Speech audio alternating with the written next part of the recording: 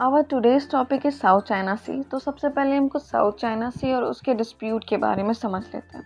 तो south China Sea का area 35 lakh square kilometre है और ये डिस्प्यूट 6 कंट्री के बीच में है, China, Philippines, Vietnam, Malaysia, Brunei और ताइवान के बीच में। एक्चुअली ये सिंगापुर और इंडोनेशिया को भी टच करता है, लेकिन उसके साथ उसका डिस्प्यूट नहीं। सिग्निफिकेंस क्या है साउथ चाइना सी का? According to USETA 11 billion barrel oil है वहाँ पे और 190 ट्रिलियन सेंटीमीटर क्यूब आपका नेचुरल गैस है। तो आप समझ सकते हैं कि वहाँ रिसोर्सेस कितना ज़्यादा है। एंड 12% जो फिश का कलेक्शन होता है वहीं से होता है। Now what is South China Sea dispute? It involves both island and maritime claim among the several sovereign country. Actually इसमें आइलैंड और मैरीटाइम दोनों को लेकर के सारे कंट्री क्लेम कर रहे हैं कि ये आइलैंड मेरा है, यहाँ के रिसोर्सेस मेरे हैं। तो ऐसे डिस्प्यूट को सॉल्व करने के लिए UNCLOS बना हुआ है, United Nation Convention Law of the Sea. ये जो लॉ बनाता है उसे हर देश को मानना पड़ता है। ये 1982 में ऑर्गेनाइजेशन बना था और 1994 से इसका फंक्शनिंग होना शुरू हुआ था। मतलब उस वक्त ये बना था, 1994 से इसमें एक्चुअल वर्क स्टार्ट हुआ था। तो इसके अकॉर्डिंग जो लॉ बना हुआ है, तो हम यहाँ पे इस डायग्राम के थ्रू UNCLOS के लॉ को समझते हैं। यहाँ पे एक ही चीज़ इम्पॉर्टेंट है, एक्सक्लूसिव इकोनॉमिक जोन, जो कि 200 माइल तक है। एक्चुअली यहाँ पे नॉटिकल माइल होना चाहिए था। मतलब जो 200 नॉटिकल माइल क्या शो कर रहा है कि किसी भी कंट्री के पास अगर सी है, ओशन है, तो वो 200 नॉटिकल माइल के अंदर तक जो भी है उसका रिसोर्सेस वो यूज़ कर सकता था। बियॉन्ड दिस वो नहीं यूज़ कर सकता। अब इसी टेरिटरी को लेकर सारे कंट्री में वहाँ पे मेन साउथ चाइना में डिस्प्यूट है। अब हम इस डायग्राम से सारे आइलैंड्स के डिस्प्यूट को सबसे पहले समझते हैं। सबसे पहले प्राटास आइलैंड, ये हांगकांग और चाइना के बीच का डिस्प्यूट है। जो हांगकांग है उससे 170 नॉटिकल माइल से दूर है। अब सेकेंड आपका दिख रहा है पार्सेल आइलैंड। जो पार्सेल आइलैंड है उसमें आपका डिस्प्यूट है चाइना, ताइवान और वियतनाम के बीच में।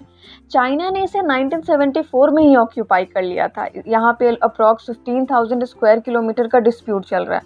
उसके बाद थर्ड में आपको दिख रहा है स्पार्शले आइलैंड। ये जो आइलैंड है उसकी खासियत ये है कि रीफ और अटॉल से बना हुआ है। उसके बाद ये इसमें 5 कंट्रीज को लेकर के डिस्प्यूट है, वियतनाम, चाइना, मलेशिया, ब्रुनई और फिलीपींस। इसमें यहाँ पे तो चाइना ने एक एयरपोर्ट भी बना लिया, मतलब कंस्ट्रक्शन वर्क भी शुरू कर दिया। अब उसके ऊपर आपको दिख रहा है फिलीपींस के पास स्कारबोरो शोल। इसमें क्या है कि ये चाइना और फिलीपींस के बीच का आपका डिस्प्यूट है। उसके ऊपर मैकलेस फील्ड आपका डिस्प्यूट है चाइना और ताइवान का में।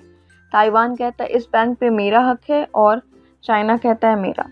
ये आपका सारे लैंड का डिस्प्यूट ख़त्म होता है। लेकिन एक और डिस्प्यूट है जो इसमें दिया हुआ नहीं है, वुडी डिस्प्यूट। जो पार्सल जो आइलैंड है जो आपका चाइना और वियतनाम, वहीं पे ये आपका वुडी आइलैंड भी है, उसमें भी चाइना और वियतनाम का डिस्प्यूट चल रहा है। अब ये जो डॉटेड लाइन है ये सबकी क्लेम एरिया है। जो रेड वाली बोल्ड लाइन है ये चाइना की है। चाइना ने अप्रॉक्स 80% एरिया कवर कर लिया है कि ये मेरा है, उसने क्लेम किया है। इसे 9 डैश लाइन भी कहते हैं। एक्चुअली चाइना ने जब अपना साउथ चाइना सी का कवरेज एरिया बताया था तो उसने प्लेन लाइन की जगह 9 डैश को खींचा था, तभी से ये 9 डैश लाइन कहा जाने लगा। उसी तरह से सारे के अपने क्लेम रीज़न इसमें दिए हुए, साइड में स्पेसिफिकेशन आप ध्यान से देख लीजिए कि किसका कहाँ तक है। और सारे आइलैंड जो मैंने जस्ट अभी कवर किए हैं सारे इसी डॉटेड लाइन के अंदर आ जाते हैं। तो इसी चलते ये डिस्प्यूट का बहुत बड़ा रीज़न बना हुआ है।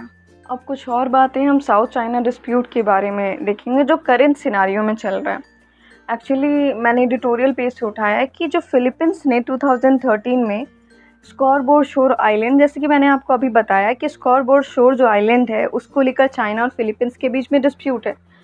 तो उसने कंप्लेन PCA में किया था, परमानेंट कोर्ट आट्रीब्यूशन में किया था। तो PCA ने अपना रिजल्ट 3 साल के बाद, ये 2013 में कंप्लेन हुआ, 2016 में रिजल्ट आया। तो रिजल्ट आया तो PCA ने डायरेक्टली कहा कि फिलीपींस के फेवर में कहा कि ये आपकी प्रॉपर्टी है, मतलब इस पे सिर्फ आपका हक है, क्योंकि चाइना का एक्सक्लूसिव इकोनॉमिक जोन से वो बाहर आता है तो चाइना इससे दूर है।